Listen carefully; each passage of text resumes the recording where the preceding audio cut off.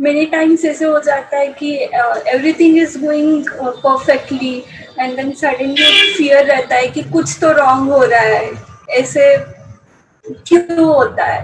मतलब ऐसे लगता है कि सब कुछ सही चल रहा है, ऑफिस इज गोइंग वेल, घर में सब अच्छा है वेल, बट स्टिल एक डर रहता है, फियर रहता है कि अरे यार सब अच्छा चल रहा है, कुछ तो बुरा होने वाला है।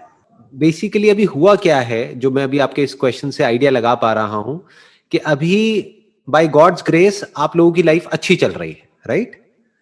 आप लोग जैसा चाहते थे अपनी लाइफ में, जो जो अचीव करना, वो सब आपने ऑलमोस्ट अचीव कर लिया है। फॉर एग्जाम्पल, आप चाहते होंगे कि भाई एक अच्छी जगह पे जॉब होनी चाहिए, तो एक अच्छी कंपनी में आपकी जॉब भी है, वहां से पैसा भी आ रहा है, पैसे की कोई टेंशन नहीं है, रिलेशन भी अच्छा चल रहा है, राइट? एम आई राइट? मैं ठीक कह रहा हूँ ना? हाँ, तभी आप ये क्वेश्चन पूछ रहे हैं। हाँ, कि हेल्थ भी ठीक है अभी आपकी दोनों की, तो कहने का मतलब है अभी सब कुछ लाइफ में ठीक चल रहा है, लेकिन ये डर लग रहा है कि कहीं कुछ गलत ना हो जाए।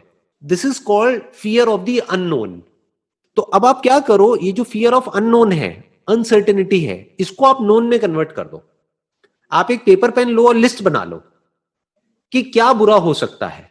अभी आपको यही लग रहा है ना कहीं कुछ गलत ना हो जाए, देखते हैं एक बार कि क्या गलत हो सकता है, वो सब लिख दो उस पेपर पे।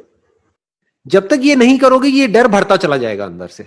फिर अगर एक्चुअल में कुछ गलत हो गया तो आप कहोगे देखो मेरे को लगता था कि कुछ गलत होगा, हो गया ना गलत। आप समझ गए? फिर आप उल्टा अंधविश्वास में भी चले जाओगे। फिर जैसे ही कुछ गलत होगा या एक दो चीजें गलत हो जाएंगी, तो आपको लगेगा देखो मेरी लाइफ कितनी बढ़िया थी, अब कुछ बुरा हो गया, कहीं कोई नजर तो नहीं लग गई, कहीं किसी ने कोई टोना टोटका तो नहीं कर दिया। आदमी उल्टे सीधे वहमों में पड़ जाएगा। आपको क्या करना है, इस डर को अगर जड़ से खत्म करना है, एक पेपर पेन लो और अपने डर का सामना करो। जिन भी चीजों से आपको डर लग रहा है, जो भी वर्स्ट केस सिनेरियोज आपके माइंड में घूम रहे हैं जिससे आपको डर लगता है, वो सब लिखते चले जाओ उस पेपर पे। जिसके होने की प्रोबेबिलिटी ज्यादा है, जिसकी होने की प्रोबेबिलिटी बहुत कम है, उससे क्या डरना है।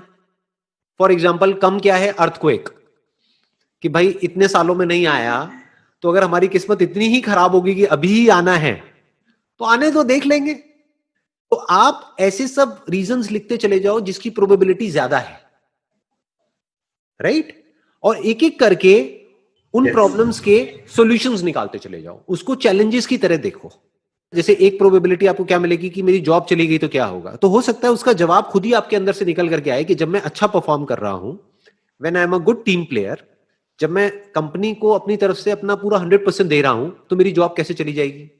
और अगर चली भी गई तो कोई प्रॉब्लम नहीं है, मेरे पास में इतनी क्वालिफिकेशन है, मेरे को कहीं ना कहीं और जॉब मिल जाएगी। तो इसको, फियर को आपने काट दिया। दूसरा आपने लिखा हेल्थ वाला, कि भाई अगर हेल्थ हमारी किसी की एक की खराब हो गई तो क्या होगा। तो अब उसमें आप ये देखो कि आपने हेल्थ इंश्योरेंस करा रखी है या नहीं कराई है। हो सकता है आपने नहीं कराई, तो इमीडिएटली अपनी और अपनी वाइफ की हेल्थ इंश्योरेंस कराओ। आपको जब पूरी एक एक करके स्टेप बाय स्टेप आप सिक्योर होते चले जाओगे, तो पीस ऑफ माइंड मिल जाएगा। In the worst case scenario क्या हो सकता है? In the worst case scenario किसी की डेथ भी हो सकती है। अगर आप ध्यान से ऑब्जर्व करोगे तो हमको अपने लिए डर नहीं लग रहा होता है, हमको ये डर लग रहा होता है कि हमारे पीछे जो लोग हैं उनका क्या होगा। तो उसके लिए आप अपनी टर्म इंश्योरेंस करा सकते हैं। ज्यादातर इंडिया में जो लोग इंश्योरेंस कराते हैं वो एंडोमेंट इंश्योरेंस कराते हैं, जिसमें कवर बहुत कम होता है, 5-10 लाख रुपए का होता है। टर्म इंश्योरेंस में क्या होता है, जो कवर होता है वो बहुत ज्यादा होता है। मानो 1 करोड़ का कवर है तो उसका प्रीमियम जा रहा है साल का सिर्फ 10,000 रुपए, मतलब महीने का देखा जाए तो कुछ भी नहीं, 800-900 रुपए प्रीमियम जा रहा है। लेकिन उसमें आपको क्या मिला? आपको एक पीस ऑफ माइंड मिल गया कि 1% अगर कभी मुझे कुछ हो भी गया तो मेरे पीछे जो मेरी फैमिली है उनको 1 करोड़ रुपए मिलेगा।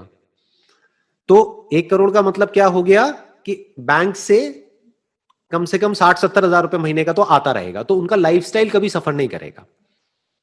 जो मेरे बच्चे हैं उनको कभी कोई प्रॉब्लम नहीं आएगी। ऐसे स्टेप बाय स्टेप जो भी आपके फियर्स हैं उसको आप एक एक करके पेपर पे लिखते चले जाओ और उसका सॉल्यूशन निकालते चले जाओ और पेपर को फाड़ते चले जाओ। या और बेटर, अगर डर को पूरी तरह से खत्म करना है, पेपर को आग लगा दो। अब घर में मत लगाना, घर में आग ना लग जाए, बाहर जाकर या छत पे जाकर के, ठीक है ना, छत पे जाकर के एक एक करके पेपर को आग लगा दो। ये आप किसको आग लगा रहे हो? अपने डर को आग लगा रहे हो। डर लगता है किसी ना किसी प्रॉब्लम की वजह से कि ये हो गया तो क्या होगा। अगर आपने पहले ही उसका बैकअप प्लान बना लिया है तो डर क्यों लगेगा? जैसे अगर आप एक गाड़ी में कहीं पे जा रहे हैं और स्टेपनी नहीं है गाड़ी में, तो डर लगेगा कि पंचर हो गया तो क्या होगा, पंचर हो गया तो क्या होगा। अरे पंचर हो गया तो स्टेपनी पड़ी है, डरने की जरूरत नहीं है। तो इस तरीके से इंटेलिजेंटली स्टेप बाय स्टेप आप अपने सारे डरों को खत्म कर सकते हो।